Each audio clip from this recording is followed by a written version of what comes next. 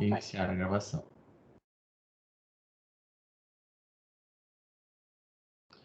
Show, beleza. Então, agora sim. Galera, então, continuando o nosso papo, seguindo o nosso papo, a resposta à acusação é uma peça em que a gente normalmente não aventa muitas teses defensivas, não faz muitas considerações sobre a prova, pelo fato de que nós não temos ainda estrutura probatória suficiente para comprovar o nosso ponto. A absolvição sumária, que é a consequência do êxito na resposta à acusação, é muito difícil. Por quê? Porque precisa que o juiz julgue antecipadamente o fato.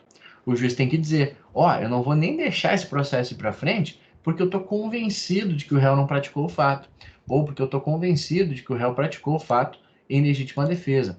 E isso é muito difícil de acontecer. Então, só para a gente recapitular um pouco. O processo ele começa com uma denúncia ou com uma queixa, né? A denúncia nos casos de ação penal pública, a queixa nos casos de ação penal privada. A denúncia pode ser rejeitada. Então, se a denúncia é rejeitada, vou botar aqui rejeição.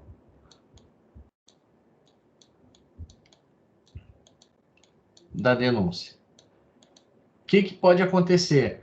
Pode o querelante ou o Ministério Público se insurgir contra a rejeição da denúncia? Pode, por meio do recurso em sentido estrito. Prof, não está aparecendo a tela pra gente. Ai, meu Deus do céu. Agora foi? Agora sim. Aê! Nossa, hoje tá dando umas coisas. Tá, obrigado por me avisarem. Beleza, gente. Olha só. Então aqui, o processo começa por uma denúncia ou por uma queixa.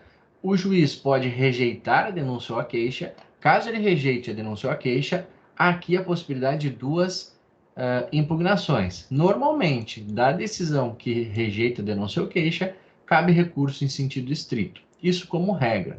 Mas, eventualmente, se nós estivermos no âmbito do processo no juizado especial criminal, o recurso vai ser a apelação. Se eu tiver no GCRIM, recurso cabível, apelação. Tá, beleza. Mas é possível que o juiz receba a denúncia. Se ele receber a denúncia, ele vai citar o réu para oferecer a resposta à acusação. E aqui a gente estava dizendo que a resposta à acusação ela deve ser apresentada no prazo de 10 dias. É muito importante que não se esqueça de apresentar o rol de testemunhas. Prazo de 10 dias, mas somente pode ocorrer o acolhimento das teses da resposta à acusação quando o juiz estiver extremamente convencido de que o réu tem um fundamento para não ser processado. Vamos dar uma olhadinha aqui, ó. Deixa eu abrir o CPP com você, só para a gente ver as hipóteses em que se permite a absolvição sumária. Deixa eu botar o artigo 397. Já vou compartilhar a tela. Tá aparecendo para vocês, gente, ou não? Sim. Tá. Show. Então, olha aqui, ó. A denúncia ou a queixa ela é rejeitada antes aqui.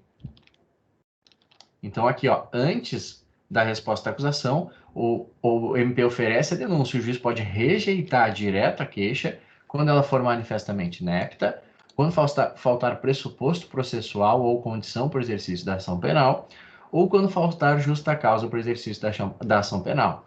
Não verificando o juiz nenhuma dessas hipóteses, ele vai receber a denúncia, ó, e citar o réu para responder à acusação. E aí que o cara vai precisar de um advogado. Por enquanto, ele nem precisou de um advogado. Aqui, beleza, ele foi citado e ele precisa oferecer a resposta à acusação. Ele tem 10 dias para fazer isso.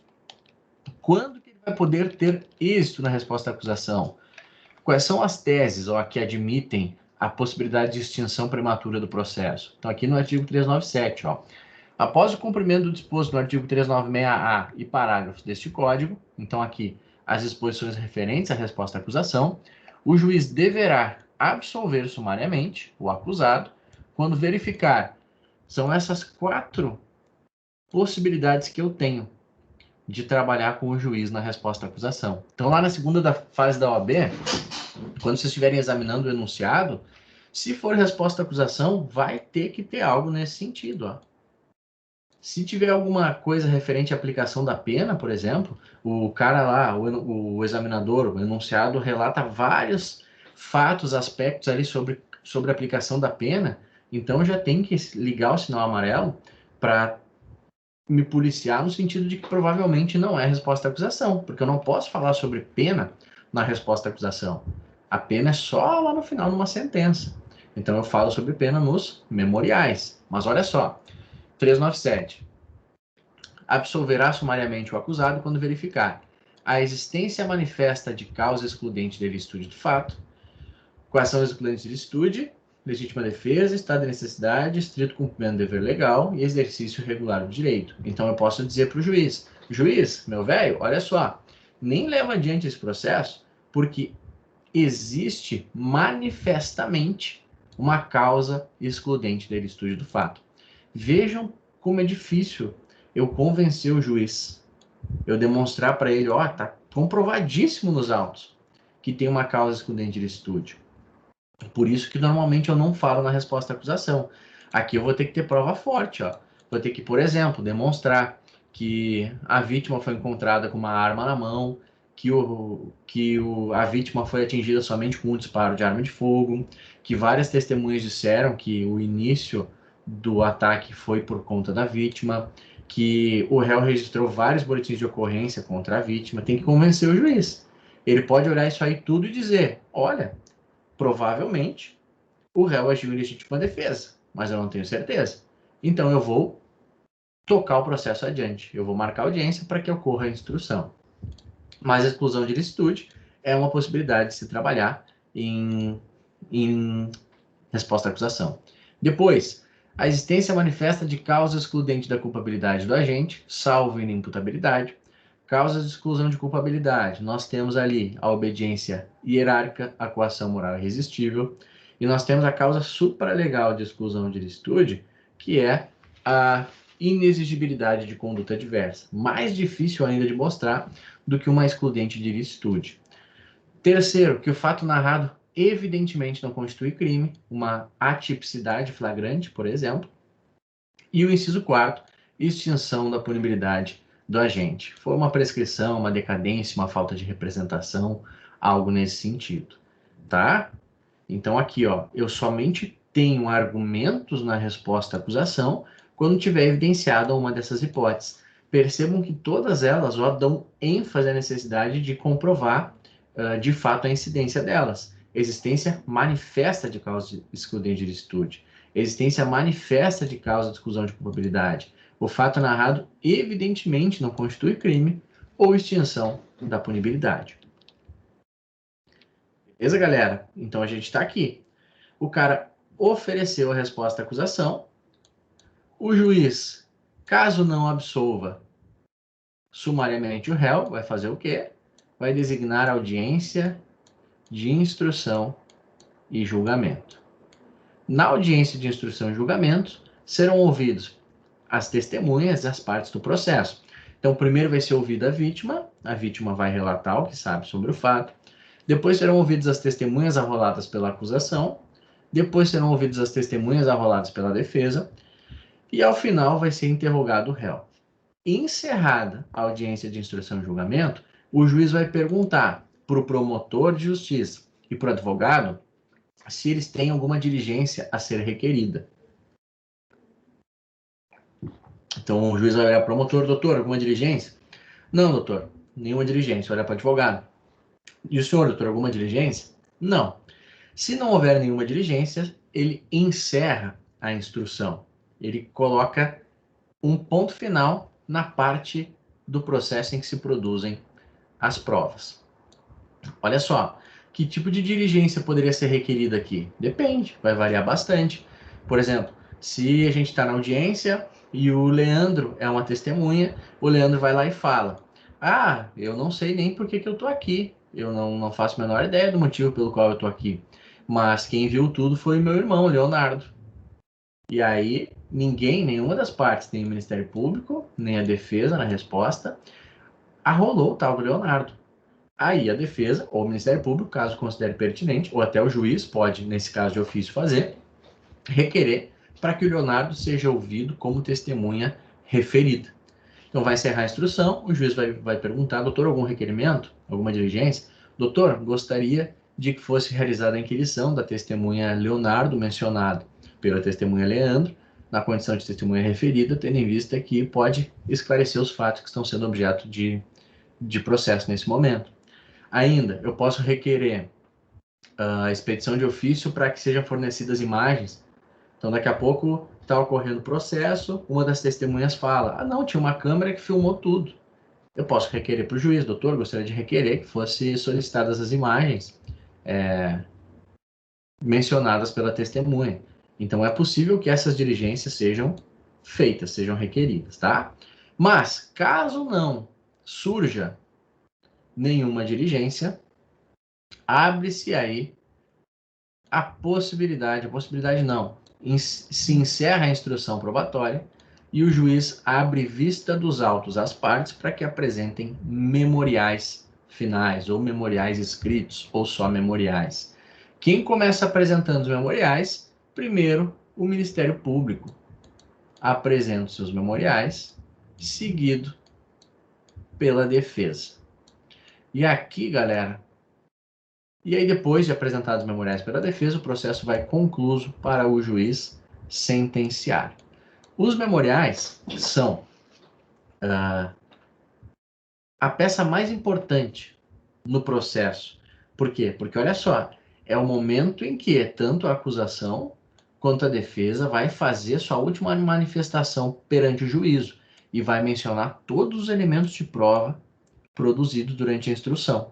Então, a defesa vai sintetizar tudo o que aconteceu, o Ministério Público vai sintetizar tudo o que aconteceu e vai formular os seus requerimentos. Então, vejam, lembra que na resposta a gente somente podia falar sobre aquelas hipóteses do 397, causa de exclusão de ilicitude manifestamente demonstrada, manifesta a causa de exclusão de culpabilidade, extinção de punibilidade ou atipicidade manifesta? Eu poderia, na resposta à acusação, argumentar algum desses pontos. Nos memoriais, não. Nos memoriais eu tenho que manifestar sobre tudo que foi produzido no processo. Então, se, por exemplo, houve aqui o indeferimento de uma diligência que eu requeri, ou não foi observada a regularidade processual, eu posso, nos meus memoriais, alegar uma nulidade. Meu doutor, com todo respeito, o processo é nulo, porque houve cerceamento de defesa, tem uma prova ali importante que não foi produzida. Tá, mas se o juiz já indeferiu a prova, por que mesmo assim tu vai estar pedindo para ele reconhecer a nulidade? Porque eu estou pré-questionando a matéria. Eu estou pensando lá na frente, eu estou pensando em argumentar isso com o tribunal, em argumentar isso com os tribunais superiores, e aí eu não posso dar para as jurisdições que virão pela frente o argumento da preclusão. Ah, Felipe, tu concordou com isso, cara. Lá nos memoriais tu não falou nada. Na apelação tu não falou nada. Então, tu não pode vir aqui agora querendo falar em sede de recurso especial sobre a existência de uma nulidade que tu nunca em nenhum momento aventou. Então, eu já tenho que ir trabalhando, tá? Eu posso falar sobre o mérito, além de dizer que há uma nulidade no processo, eu falo sobre as provas. O juiz, olha só, as provas não comprovaram a acusação, as provas não comprovaram a denúncia. Até tem indícios, mas nesse caso vinge em favor do réu o princípio do pro réu, ele tem que ser absolvido. Ou, ainda, eu posso falar sobre a aplicação da pena. Tá bom, juiz. Caso Vossa Excelência entenda pela condenação do acusado, nós vamos requerer, então, que a pena fixada a ele reste arbitrada no mínimo legal, que se reconheçam as atenuantes, que a pena seja substituída, que a pena de multa seja aplicada no mínimo legal. Eu vou falar tudo que eu tenho que falar sobre a pena, sobre, enfim, a pena e tudo que circunda o processo. Os memoriais, então, é aquele momento em que eu me esforço para apresentar todos os pontos que são pertinentes para que o juiz observe quando da sentença, quando do sentenciamento. É a última oportunidade que eu tenho para me comunicar, para me manifestar perante o juízo. Alguma dúvida aqui, galera? Tudo em ordem? Então, vamos lá. Tá, olha só, algumas dicas. de ordem prática agora, para a gente identificar Isso aqui é uma linha do tempo do processo do rito ordinário, tá? Muita coisa, eu sei, confunde, é normal, fiquem tranquilos. Mas, por exemplo, se o nosso enunciado falar em citação e parar por aí, não falar em audiência, eu estou diante de resposta. Se o nosso enunciado falar em interrogatório do réu e requerimento e manifestação do MP, eu estou muito provavelmente diante dos meus memoriais. Se o enunciado não fala em sentença, eu estou aqui, ó. Eu sei que eu estou nessa fase do processo. Se o enunciado fala em sentença, o réu foi condenado. Nesse caso, eu sei que não pode ser nenhuma dessas peças. Então, eu não preciso saber tudo, não preciso gravar tudo, mas eu preciso saber mais ou menos alguns nortes, alguns referenciais para eu me situar no âmbito do processo. Se o enunciado diz que o juiz condenou o réu a pena de 5 anos, eu já tenho sentença, eu esqueço isso aqui tudo. Eu já risco ali mentalmente das minhas possibilidades, resposta à acusação, memoriais, eventualmente queixa-crime. Eu já sei que não pode ser isso, porque se eu já tenho uma sentença, eu tenho que ir pro recurso. Tá, galera? Muito importante. E olha só, as duas peças mais cobradas pela OAB são os memoriais e a apelação. Vocês têm ideia do motivo pelo qual eles cobram tanto a apelação quanto os memoriais? Porque tem que fundamentar mais? Exatamente, Amanda. São os dois momentos em que eu consigo cobrar mais coisas. Por exemplo, se eu peço para alguém elaborar uma resposta à acusação, o que eu posso cobrar? Eu posso cobrar conhecimento sobre exclusão de ilicitude, sobre exclusão de culpabilidade, sobre tipicidade e sobre extinção de punibilidade. Porque o cara somente vai poder se manifestar sobre isso. Deixa eu achar os memoriais aqui, ó. Produzidas as provas ao final da audiência, não, aqui, ó. Não havendo requerimento de diligência ou sendo deferido, serão oferecidas alegações finais orais. Normalmente, as alegações finais orais são substituídas por memoriais, tá? A lei não diz isso, a lei somente fala aqui, ó, no parágrafo 3º. O juiz poderá, considerada a complexidade do caso ou o número de acusados, conceder às partes o prazo de 5 dias, sucessivamente, para apresentação de memoriais. Nesse caso, terá o prazo de 10 dias para proferir sentença. Pela redação do CPP, a regra seria alegações finais orais e, excepcionalmente, considerada a complexidade do caso ou o número de acusados, os memoriais. Mas, na prática, a regra é que o juiz converta as alegações finais orais em memoriais, tá? Na maioria dos processos, nós temos memoriais e não temos alegações finais. Então, vejam que aqui eu não fico limitado. Aqui é o momento em que eu tenho para me manifestar sobre tudo isso. Então, tanto nos memoriais quanto na apelação, eu posso fazer alegações e requerer o reconhecimento de teses vinculadas à nulidade, ao mérito, à pena, prescrição. Então, nos memoriais eu posso manifestar sobre tudo. Eu tenho mais possibilidade de cobrança de conteúdo, de conhecimento do candidato. Por isso que a OAB privilegia essas peças. Tá, gente? Tudo em ordem? Todos bem? Ó, chegou gente, a Rafaela chegou, eu não tinha visto, Juliane. Que vocês somem para mim quando eu tô aqui, aí agora eu puxei vocês pro ladinho. Boa noite, prof. Boa noite. Então tá, galera. Olha só. Vamos ver esse casinho aqui. Vamos trocar uma ideia sobre ele. Vamos ver qual é o BO. Gisele foi denunciar. Olha, a Gisele, andou aprontando a Gisele. Com recebimento ocorrido em 31 de outubro de 2010. Olha só, sempre que me dão uma data, eu devo prestar atenção se essa data significa alguma coisa ou se eles colocaram essa data para confundir. Essa data aqui, recebimento de denúncia. Recebimento de denúncia em 31 de outubro de 2010. O que ela significa para mim? O que eu tenho que cuidar? Eu tenho que cuidar a prescrição. Porque um dos marcos interruptivos da prescrição é o recebimento da denúncia. Então, aqui. Vamos apagar tudo aqui.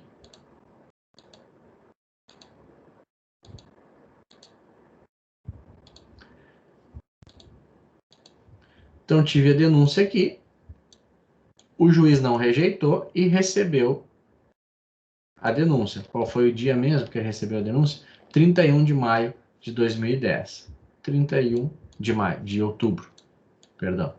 De outubro de 2010. Recebimento da denúncia. O que significa que é o marco interruptivo da prescrição? Significa o seguinte, que a prescrição estava correndo, o juiz recebeu a denúncia, zerou. Então, se não prescreveu aqui, agora começa a contar do zero. Zerou a minha prescrição. Começa a contar tudo de novo, prazo prescricional. Vamos lá. Gisele foi denunciada com recebimento ocorrido em 31 de outubro de 2010 pela prática do delito de lesão corporal leve. Artigo 129, né, galera? Com a presença de circunstância agravante de ter sido cometido o crime contra a mulher grávida. Isso por quê? Mas olha, Gisele, o que é isso? Isso porque, segundo narrou a inicial acusatória, Gisele, no dia 1º de abril de 2009, então com 19 anos, galera, informação importante, muito importante, não é à toa nesse caso que eles estão dizendo que a dona Gisele tinha 19 anos. Por que isso é importante? Eu estou no CPP, deixa eu ir lá para o CP. Pelo seguinte fato. Olha só, artigo 115. São reduzidos de metade os prazos de prescrição quando o criminoso era, ao tempo do crime, menor de 21 anos ou, na data da sentença, maior de 70 anos. A Gisele tinha 19 anos, na data do fato, menor de 21, portanto. Logo, a prescrição dela cai pela metade. Vamos anotar essa informação. Menor 21. Significa que eu vou fazer uns rabiscos aqui, mas vocês vão entendendo, tá? Metade menos da metade da prescrição. Vamos ver já qual é o prazo prescricional para ela? Ela está respondendo. Como é que vê mesmo, Felipe? Prazo prescricional a gente vê no artigo 109. Ó, 3 anos se o máximo da pena é inferior a 1, 4 anos se o máximo da pena é igual ou a 1 ano ou não excede 2, 8 anos se o máximo da pena é superior a 2 não excede 4, 12 se o máximo da pena é superior a 4 não excede 8, 16 se o máximo da pena é superior a 8 não excede 12.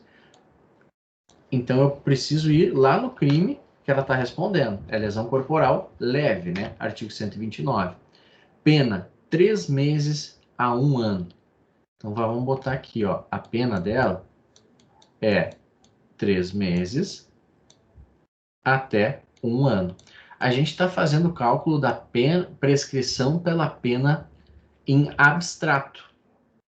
Ou seja, a prescrição pelo máximo da pena. Depois que ela já tiver uma condenação, eu não vou pegar o máximo da pena, eu vou pegar a pena efetivamente aplicada. Então, a prescrição pela pena em abstrato, nesse caso, como a pena máxima é 1 ano, ocorreria em, ó, em 3 anos, se o máximo da pena é inferior a 1 ano. Não é inferior a 1 ano. Em 4 anos, se o máximo da pena é igual a 1 ano, ou sendo superior, não excede a 2. Então, vejam, o crime de lesão corporal prescreve em 4. Então, pelo fato de a pena máxima ser 1 ano, a prescrição deveria ocorrer em 4. Mas, lembrem que a Gisele era menor de 19 anos na data do fato. Logo, isso reduz o prazo prescricional para 2 anos. Significa o quê, galera? Significa que tem que passar 2 anos aqui dessa data, ó, do recebimento da denúncia, para que haja a prescrição da pretensão punitiva, tá? Beleza, já fizemos ali uma avaliação para nos situar no processo. A gente nem sabe se vamos perguntar isso, mas já fizemos esse cálculo. Isso porque, segundo narrou a inicial acusatória, Gisele, no dia 1º de abril de 2009, então com 19 anos, objetivando provocar lesão corporal leve em Amanda. Olha aí, Amanda. Caiu no meio do rolo. Deu chute nas costas de Carolina. Mas que isso? Pobre da Carolina. Carolina entrou no meio do papo. Era pra ti o chute, Amanda, e cair e foi pra Carolina. Rapaz do céu. Por confundi-la com aquela. Ocasião em que Carolina estava grávida. Tá. Caiu de joelhos no chão, lesionando-se. Vamos de novo. Isso porque, segundo narrou a inicial acusatória, a Gisele, no dia 1º de abril, com 19 anos, objetivando provocar lesão corporal em Amanda, deu um chute nas costas de Carolina, por confundi-la com aquela. Ocasião em que Carolina, que estava grávida, caiu de joelhos no chão, lesionando-se. Então, olha só. Ela queria lesionar a Amanda e acabou lesionando a Carolina, que estava grávida. Provavelmente vão nos dar essa gravidez aqui provavelmente vai servir como uma circunstância pessoal que não se transmite para a imputação em fase da Gisele, tendo em vista o erro sobre a pessoa. Ela queria as características que vão revestir a conduta imputada são as características da vítima virtual, ou seja, da Amanda e não da Carolina. Mas vamos com calma. Então ela queria agredir a Amanda e se confundiu. É uma hipótese de erro sobre a pessoa. Não é uma hipótese de erro de execução. Erro na execução é quando eu quero atingir a Amanda, dou um tiro contra a Amanda, mas a Amanda se esquiva e eu acerto a Carolina. Isso é uma coisa. Erro na execução. Aberratio ictus. Tem repercussões distintas da situação em que o enunciado está narrando. Eu quero atingir a Amanda, eu vejo uma pessoa parada, vou lá e bato nela e depois me dou conta. Eita, errei, não era a Amanda, era a Carolina. Isso é erro sobre a pessoa, não erro na execução. Mas vamos adiante. A vítima, muito atordoada com o acontecimento, ficou um tempo sem saber o que fazer, mas foi convencida por Amanda, sua amiga e pessoa a quem Gisele realmente queria lesionar, a noticiar o fato na delegacia. Sendo assim, tão logo voltou de um intercâmbio, mais precisamente no dia 18 de outubro de 2009, Carolina compareceu à delegacia e noticiou o fato, representando contra Gisele. Olha só. Tá tudo certo com essas datas aí? Lesão corporal leve? Exato. Lesão corporal leve é um crime que exige representação. O prazo decadencial da representação é de 6 meses, a contar da ciência da autoria. A pobre da Carolina ali tomou uma voadora nas costas no dia 1º de abril de 2009. Ela sabia, então, que era a Gisele a autora do fato. Então, a partir de 1º de abril de 2009, ela tem 6 meses para representar. Ou seja, abril, maio, junho, julho, agosto, setembro, outubro. Até 1º de outubro de 2009, ela deveria ter representado. Ela representou em 18 de outubro de 2009. Ó, fato foi 1º de 4 de 09. Tinha que passar 6 meses aqui. 1º de 10 de 9. E ela só representou no dia 18. Ou seja, ela representou depois do prazo decadencial. A decadência é uma causa de extinção de punibilidade, ó.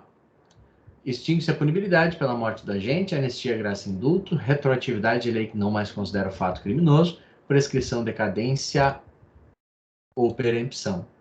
Então, nós temos aí uma hipótese de extinção de punibilidade. A Gisele se deu bem porque a Carolina dormiu no ponto. Perdeu o prazo de 6 meses. Mas vamos ver o que aconteceu no nosso caso. Por orientação do delegado, Carolina foi instruída a fazer exame de corpo de delito, o que não ocorreu, porque os ferimentos muito leves já haviam sarado. Por que estão nos dizendo isso? Olha o que nos diz aqui o artigo 158 do CPP. Quando a infração deixar vestígios, lesão corporal é uma infração que deixa vestígios. Se alguém me bate, eu fico com marca. Se alguém lesiona a minha integridade física, eu fico com marca. Sim. Será? A prova é indispensável. Oi? É indispensável. Exato, ó. Será indispensável o exame de corpo de delito, direto ou indireto, não podendo supri-lo a confissão do acusado. Então, nos crimes materiais, o exame de corpo de delito é indispensável. Ah, Felipe, mas eu sei que tem condenação sem exame de corpo de delito. Eu também sei, mas provavelmente a gente aqui é advogado da Gisele. A gente tem que trabalhar com uma tese que favoreça ela, mesmo que não seja a tese mais acolhida, uma tese unânime. Se o enunciado está nos dando uma tese, num exame, a gente necessariamente tem que trabalhar com ela. Pode, muito bem, ela ser superada. O juiz vai dizer, cara, grande coisa, tem foto, não quero. Ah, mas a lei diz, tudo bem, mas eu não quero. Então isso pode acontecer, mas a gente, como candidato, especialmente como candidato, a gente tem que trabalhar com as teses que nos são fornecidas sob pena de perder a pontuação. Na vida real, a gente examina o caso a caso, mas numa prova eu preciso, tá? Trabalhar com essa tese, mesmo que eventualmente a tese seja desacolhida. Então, o acolhimento vai ser, o fundamento vai ser esse, artigo 158 do CPP. Quando a infração deixar vestígios, será indispensável o exame de corpo de delito, direto ou indireto, não podendo supri-lo a confissão do acusado. Então a gente já tem ali a decadência e agora a gente viu que a dona Carolina não fez o exame de corpo de delito. Nós temos uma tese para a defesa da Gisele, que é a ausência de prova da materialidade. O Ministério Público, na denúncia, arrolou Amanda como testemunha. Olha aí, Amanda. De novo tá no papo. Amanda vai ser a testemunha. Tá. Em seu depoimento feito em sede judicial, olha aqui. O enunciado nem disse que houve resposta à acusação, mas se eu já estou na audiência, eu sei que já teve resposta à acusação.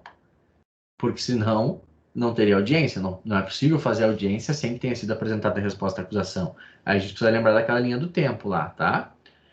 Em seu depoimento feito em sede judicial, Amanda disse que não viu Gisele bater em Carolina, mas olha, e nem viu os ferimentos, mas disse que poderia afirmar com convicção que os fatos noticiados realmente ocorreram, pois estava na casa da vítima quando esta chegou chorando muito e narrando a história.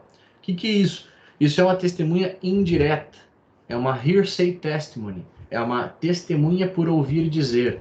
A Amanda não presenciou o fato, mas ela ouviu dizer, por parte da Carolina, que foi a Gisele a autora da agressão. O depoimento dela vale ou não vale? Olha, ele tem menos força do que o depoimento de uma testemunha presencial. Nós, na condição de advogados da Gisele, devemos mencionar, né, se formos instados a falar sobre o mérito, que os depoimentos da Amanda o depoimento da Amanda não são assim tão relevantes, tendo em vista que ela confessa que não viu nada. E a Carolina, olha, eu nem tinha me dado conta, mas a Carolina nem compareceu no processo aqui, pelo que eu tô vendo, porque ela deveria ter sido ouvida antes da Amanda. Vamos seguir aqui para ver qual foi a treta. Em seu depoimento feito em sede judicial, Amanda disse que não viu Gisele bater em Carolina e nem viu os ferimentos, mas disse que poderia afirmar com convicção que os fatos noticiados realmente ocorreram, pois estava na casa da vítima quando esta chegou chorando muito e narrando a história. Não foi ouvida mais nenhuma testemunha. Então temos só um depoimento de alguém que disse não ter visto nada. E Gisele, em seu interrogatório, exerceu o direito ao silêncio. Beleza, isso não pode prejudicar ela. Cumpre destacar que a primeira e única audiência ocorreu apenas em 20 de março de 2012, mas que, anteriormente, 3 outras audiências foram marcadas. Apenas não se realizaram porque, na primeira, o magistrado não pôde comparecer, na segunda, o Ministério Público não compareceu, e a terceira não se realizou porque, no dia marcado, foi dado ponto facultativo pelo governador do estado, razão pela qual todas as audiências foram redesignadas. Não sei o que eles estão querendo dizer com isso. Assim, somente na quarta data agendada é que a audiência efetivamente ocorreu. Também merece destaque o fato de que na referida audiência o parquet não ofereceu proposta de suspensão condicional do processo, pois, conforme os documentos comprobatórios juntados aos autos, em 30 de março de 2009, Gisele, em processo criminal onde se apuravam outros fatos, aceitou o benefício proposto. O que é a suspensão condicional do processo, galera? Aqui, ó. previsto lá na Lei 9.099, especificamente no artigo 89, ó. Nos crimes em que a pena mínima combinada for igual ou inferior a 1 ano, abrangidas ou não por essa lei, ao oferecer a denúncia, poderá propor suspensão condicional do processo por 2 a 4 anos, desde que o acusado não esteja sendo processado ou não tenha sido condenado por outro crime, presentes os demais requisitos que autorizariam a suspensão condicional da pena. Ó, parágrafo 1º. Aceita a proposta pelo acusado e seu defensor, na presença do juiz, este, recebendo a denúncia, poderá suspender o processo sob as seguintes condições: reparação do dano, salvo impossibilidade de fazê-lo, proibição de frequentar determinados lugares, proibição de ausentar-se da comarca onde reside sem autorização do juiz, comparecimento pessoal e obrigatório a juízo, mensalmente, para informar e justificar suas atividades. Vamos ver rapidinho os outros parágrafos, só para a gente não passar batido pelo 89. O juiz poderá especificar outras condições a que fica subordinada a suspensão, desde que adequadas ao fato e à situação do réu. A suspensão será revogada se no curso do prazo o beneficiário vier a ser processado por outro crime ou não efetuar, sem motivo justificado, a reparação do dano. A suspensão poderá ser revogada se o acusado vier a ser processado no curso do prazo por contravenção ou descumprir qualquer outra condição imposta. Expirado o prazo sem revogação, o juiz declarará extinta a punibilidade. Não ocorrerá prescrição durante o prazo de suspensão do processo. Se o acusado não aceitar a proposta, o processo seguirá em seus ulteriores termos. Então, olha só. Requisitos para suspensão condicional do processo. Nos crimes em que a pena mínima combinada for igual ou inferior a 1 ano, a gente está pelo 129 caput. Pena 3 meses, portanto é cabível. Abrangidos ou não por essa lei, o Ministério Público, ao oferecer denúncia, poderá propor a suspensão do processo por 2 a 4 anos, desde que o acusado não esteja sendo processado ou não tenha sido condenado por outro crime, presentes os demais outros requisitos que autorizariam a suspensão da pena. Vamos conferir quais são os requisitos da suspensão da pena. Estão no 77, ó. O condenado não seja reincidente em crime doloso. Em nenhum momento nos dizem que a Gisele é reincidente em crime doloso. A culpabilidade, os antecedentes, a conduta social e a personalidade do agente, bem como os motivos e as circunstâncias autorizem a concessão do benefício. Não nos fala nada enunciado sobre essas circunstâncias. Não seja indicada ou cabível a substituição prevista no artigo 44. Também não nos fala nada, nem chegamos nessa fase. Logo, o exame das circunstâncias do caso indicam que seria possível o oferecimento da suspensão condicional do processo. A lei não estabelece nenhuma restrição taxativa. Então, é um ponto que a gente pode argumentar também. Vamos ver aqui mais. Inclusive, se seria uma causa de nulidade que a gente poderia aventar o fato de não ter sido oferecido. Vamos lá. Assim, segundo o promotor de justiça, afigurava-se impossível formulação de nova proposta de suspensão condicional do processo ou de qualquer outro benefício anterior não destacado.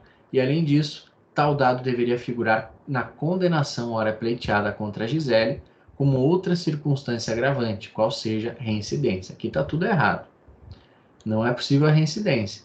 A existência de uma suspensão condicional do processo anteriormente não gera repercussão criminal para a Gisele, especialmente não gera uma agravante de reincidência. Reincidência é uma condenação transitada em julgado, mais uma prática de um novo crime, tá? Nesse sentido, considere que o magistrado encerrou a audiência e abriu o prazo, intimando as partes para o oferecimento da peça processual cabível. Olha só, vários detalhes nesse caso. Memoriais normalmente é difícil. Por quê? Porque tem vários detalhes. A gente tem aqui, como argumento, essa nulidade, porque deveria ter sido oferecida para a Gisele a suspensão condicional do processo, não foi. E isso geraria a anulação da sentença. Anulando-se, ou melhor, não geraria anulação da sentença, porque nem teve sentença, a gente está ainda em fase inicial, ó. O juiz encerrou a audiência e abriu o prazo, intimando as partes para o oferecimento da peça cabível. Como advogado diz ele, levando em conta tão somente dados contidos no enunciado, elabore a peça. Abriu o prazo para as partes oferecerem a peça cabível. Qual é a peça cabível, galera? Onde é que está o pulo do gato? Ó? O magistrado encerrou a audiência. Se ele encerrou a audiência... Memoriais. Exatamente, ele encerrou a instrução. Encerrou a audiência e deu vista para as partes. Ó, gurizada, agora vocês têm que se manifestar. Então, o Ministério Público tem que apresentar os seus memoriais e a defesa tem que apresentar os seus memoriais. A gente teria como argumento a nulidade pelo fato de não ter sido oferecida a proposta de suspensão condicional do processo. A gente teria como fundamento, vamos ver a prescrição aqui, 23, a gente teria 2 anos, 12, a gente teria prescrição, não diz quando é que ele nos intimou para memoriais.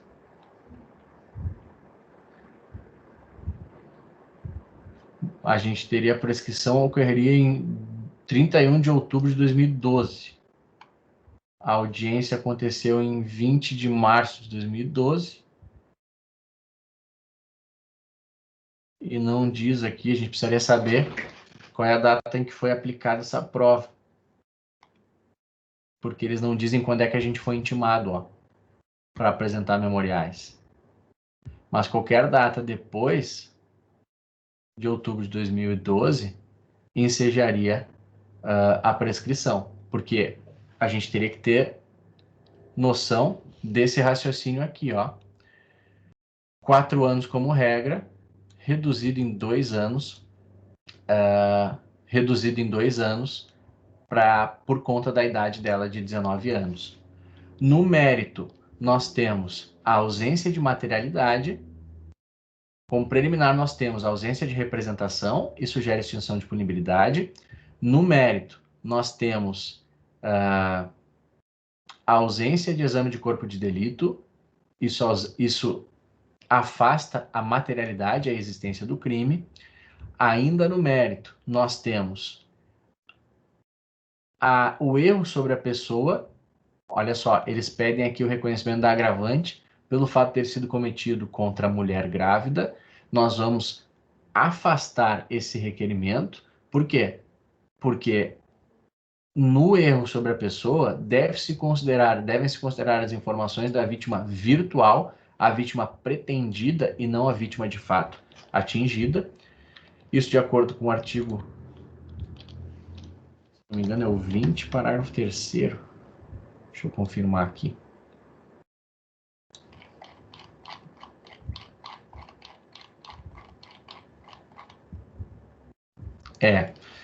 O erro quanto à pessoa contra a qual o crime é praticado não isenta de pena. Não se consideram, neste caso, as condições ou qualidades da vítima, senão as da pessoa contra quem o agente queria praticar o crime. Então, ela queria praticar o crime contra a Amanda, que não estava grávida.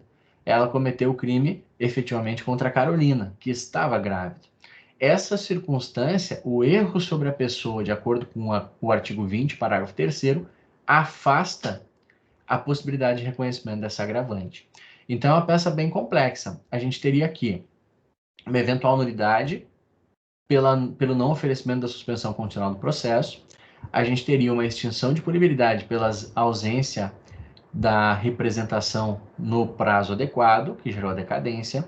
Nós teríamos no mérito a ausência de materialidade pela não realização do exame de corpo de delito, de acordo com o artigo 158 do CPP.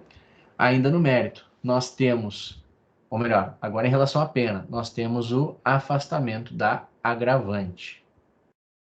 Deixa eu ver se nós temos mais alguma coisa aqui.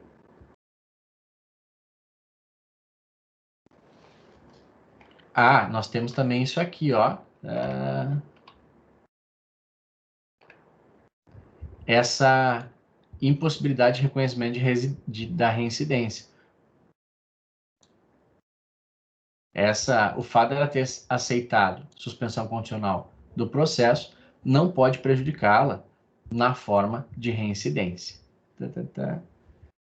Beleza, mais ou menos isso que a gente teria que alegar. Vamos ver o que a OAB considerou aqui como fundamento para a resposta.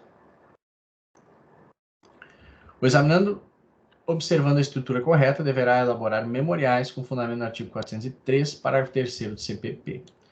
A peça deve ser endereçada ao juiz do Juizado Especial Criminal. Preliminarmente, deve ser alegada a decadência do rito do direito de representação.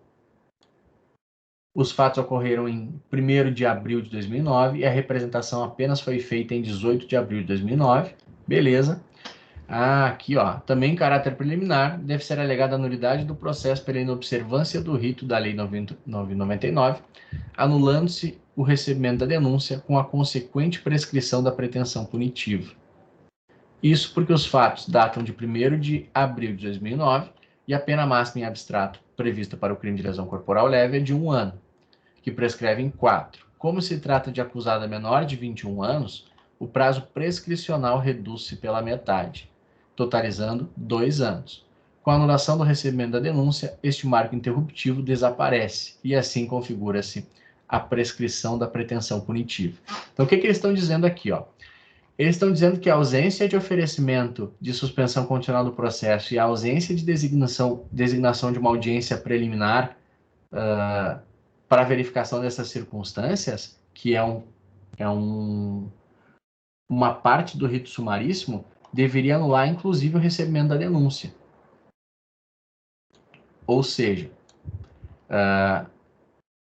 esse marco interruptivo de 31 de abril de 2010 deveria sumir. Então, a gente pegaria aqui, ó, essa data, que foi a data do fato. 1º de abril de 2009. E deveríamos, a partir dessa data, jogar para frente 2 anos. Ou seja, a prescrição ocorreria em 1º de abril de 2011. 1º de abril de 2011. Vocês conseguiram entender isso? Assim, a interrupção da prescrição ocorreu com o recebimento da denúncia, dia 31 de outubro de 2010. Só que, pelo fato de não ter sido observado ali o oferecimento da suspensão condicional do processo e audiência preliminar, esse marco interruptivo, esse recebimento da denúncia, deveria ter sido anulado. Então, como se anulou esse ato, não há mais a interrupção da prescrição. Então, a nossa prescrição começa a correr a partir da data do fato, que é abril de 2009, e como a gente não teve outro marco interruptivo, está correndo até agora. Agora a gente tem que ver se o enunciado nos dá outra data ali, ó, que seja posterior a 2011. Por isso que eles falaram dessas 4 audiências, ó. Então, a gente já estava aqui em 20 de março de 2012 e não teve ainda sentença. A sentença seria o próximo marco interruptivo. Acontece o seguinte, ó. Marco interruptivo, zera a prescrição no recebimento da denúncia. Depois, se tem sentença, se zera a prescrição de novo. Então, se o processo demorou aqui 1 ano e 10 meses para tramitar, e o juiz sentenciou, não prescreveu. Porque aqui vai zerar. A partir da sentença, a prescrição vai zerar de novo. Então, começa do zero.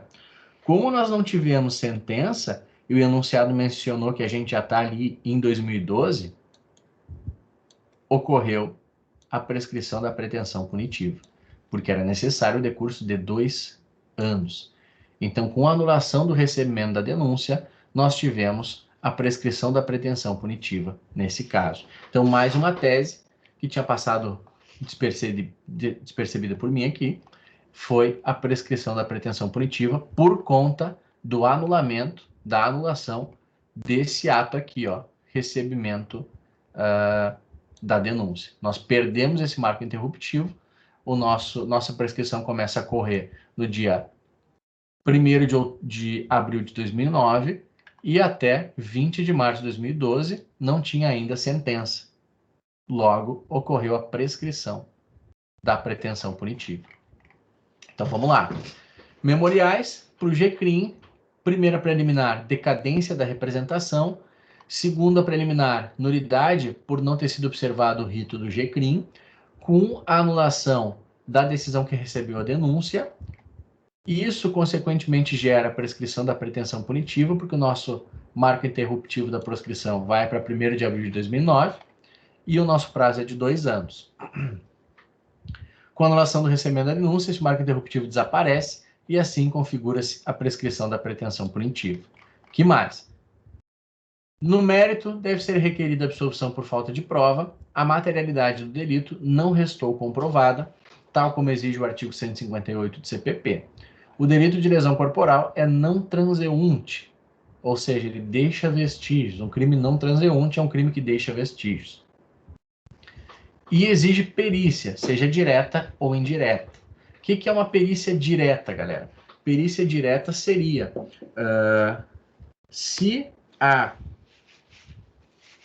a Caroline fosse até o IGP e o IGP examinasse ela e fizesse um laudo. IGP é o Instituto Geral de Perícias. Então, a Carolina ia lá para o IGP, um perito ia analisar ela e ia descrever. Está com lesão na pálpebra, está com lesão nos braços, está com lesão não sei aonde. Isso é uma perícia direta. Perícia indireta poderia ter sido feita nesse caso. Por quê? Porque a Carolina não foi no IGP, mas daqui a pouco ela foi no hospital, ou ela tirou fotos. Aí eu deveria submeter esses dados, um prontuário de atendimento, as fotografias, para um perito fazer a sua perícia indireta. Diz, olha, eu não examinei o paciente, mas estou examinando esses documentos aqui. E esses documentos indicam que ela possivelmente teve ali escoriações, as fotografias demonstram equimose, etc, etc, etc. Isso é a perícia indireta, tá? Vamos lá. Então, também no mérito, deve ser alegado... no mérito deve ser requerida a absolvição por falta de prova. A materialidade do delito não restou comprovada, tal como exige o artigo 158 do CPP. O delito de lesão corporal é não transeunte e exige perícia, seja direta ou indireta, o que não foi feito. Note-se que não foi realizado exame pericial direto e nem a perícia indireta pôde ser feita, pois a única testemunha não viu os fatos e nem mesmo os ferimentos. Também no mérito, deve ser alegado que não incide em nenhuma das circunstâncias agravantes aventadas pelo Ministério Público. Levando em conta que Gisele agiu em hipótese de erro sobre a pessoa, devem ser consideradas apenas as características da vítima pretendida, ou seja, a Amanda, e não da vítima real, a Carolina, que estava grávida. Além disso, não incide agravante da reincidência, pois a aceitação da proposta de suspensão condicional do processo não acarreta condenação e muito menos reincidência. Gisele ainda é primária. Ao final, deve elaborar os seguintes pedidos: a extinção de punibilidade pela decadência do direito de representação, a declaração da nulidade do processo com a consequente extinção da punibilidade pela prescrição da pretensão punitiva, a absolvição da ré com fundamento na ausência de provas para a condenação. Subsidiariamente, em caso de condenação, deverá pleitear a não incidência da circunstância agravante de ter sido delito cometido contra a mulher grávida, a não incidência da agravante da reincidência e a atenuação da pena como consequência, a aplicação da atenuante da menoridade relativa da ré. É verdade, o fato dela ter 19 anos enseja o reconhecimento da atenuante da menoridade relativa. Isso nós deveríamos alegar também. Como é que foi feita a distribuição de pontos? O endereçamento, galera, é muito importante. Assim, esse é um espelho antigo, essa é uma prova bem antiga, tá?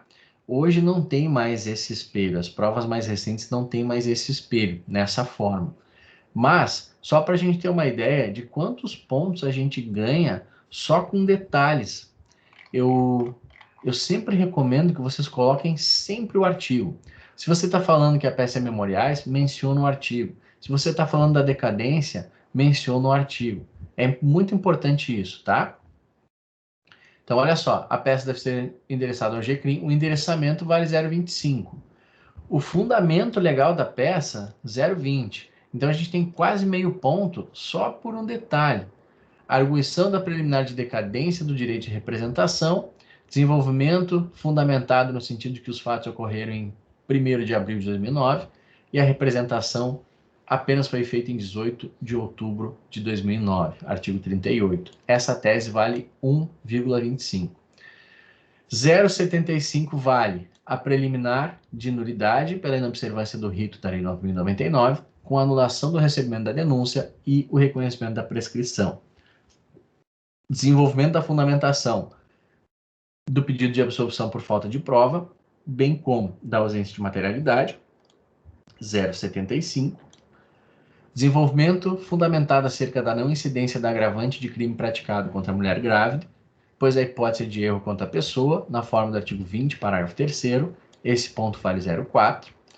Depois nós temos 0,35, especificamente em relação ao fundamento acerca da não incidência da agravante da reincidência.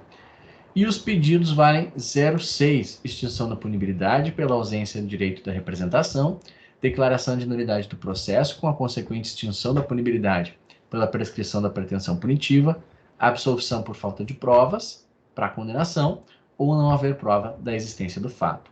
Os pedidos subsidiários, mais 0,3, não incidência da agravante de crime cometido contra a mulher grávida, não incidência da agravante da reincidência, incidente da atenuante da menoridade relativa da ré. E, por fim, aquela parte final ali, indicação das partes, local, data e assinatura. Galera, um ponto também que eu sempre digo, olha só como o fato de daqui a pouco você esquecer uma tese, não identificar um ponto, não vai te eliminar de cara. É muito comum o cara sair da prova e daqui a pouco se deu conta, deveria ter falado alguma coisa.